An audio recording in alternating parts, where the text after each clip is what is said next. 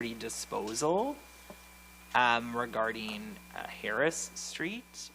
I'm not sure, Mr. Manager, you'll take that one? Yeah. Mine. As this was a piece of property, I think the last piece of property we owned in Newcastle Industrial Park.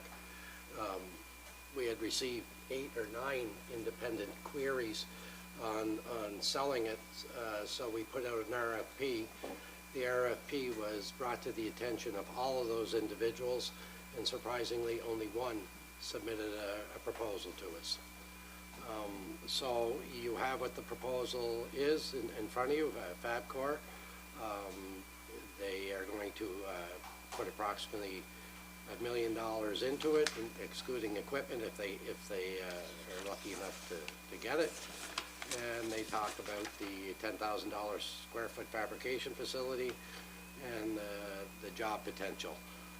The application was scored 69 out of possible 100 because the purchase price is $57.50, which is surprisingly low for the industrial park. But for the city's point of view, this has been more about getting development in those parks more than getting the cash for the lots.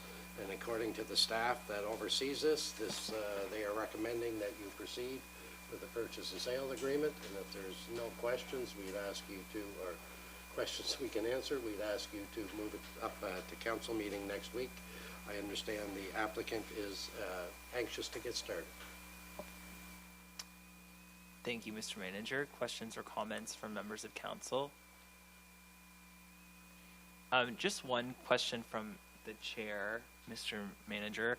And I know that we used to have a program, or we still do, I think, for our industrial park properties where, you know, we'll give it away if you have a development plan, but if you don't do it, we'll take it back 2 years later if you haven't done what you said you were going to do. I understand that, you know, as you mentioned in your preamble, there was supposedly a lot of interest in this property, so we, and this was the only one left in this industrial park, so an RFP process was identified for this particular parcel. Seeing as there was only one application submitted, could we potentially look at doing the, you know, the old version of the property? Because to me, like, $5,700 doesn't mean much, but if this doesn't happen, you know, we always talk about people getting properties, whether it's old buildings or potential that could be developed for housing or commercial use. And, you know, I would just like to see something happen, and I'd rather have a guarantee that it will happen instead of $5,700. Is that something that is potentially possible, or? I think what we've done is we've sold a lot and built the development obligation into it. It's at the top, it's Schedule B in your purchase and sale, so although we're selling it, we are extracting the same commitments that we do when we, primarily in the Chatham Industrial Park, gave the land away. So we're doing both.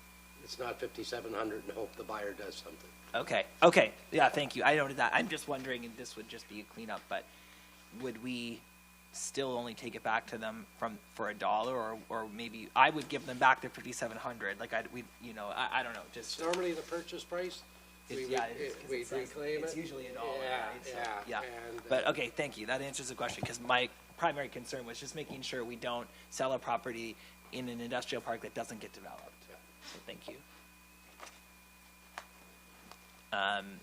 Yep, Councillor Harris. Yeah, just to Manager Mike. When did the RFP go out on this, Mike? Because I know there has been a few phone calls from this developer, and you know, a few councillors have been called. So when did the RFP go out, and when was it finally? I'm not sure when it went out. I was advised today it closed in August, and inquiries are made about the delay getting it, and you know, the staff member that is in charge of this project has been out quite a bit recently with illness. That's probably offered by way of explanation, not by way of excuse. We would have hoped in normal circumstances to get this here pronto, especially where there was one application. So usually the turnaround's within a month, per se, once it's closed? Yeah, we'd like to, you know, if the person's as anxious as I understand this person was, What do you think? There, and it's the only applicant, those are two reasons that there shouldn't have probably been much of a delay. Okay, no, I It appreciate it. wasn't like there was multiples to go through and compare and convening a committee. Yeah, and just a note that staff in that department are supposed to be cross-trained on active files for when one is is away. So maybe a note to ensure that is happening as it's supposed to be. Anything else, Councillor Harris? Nope. And seeing nothing further, then do we need a motion to send that one up, Mr. Manager? Yep.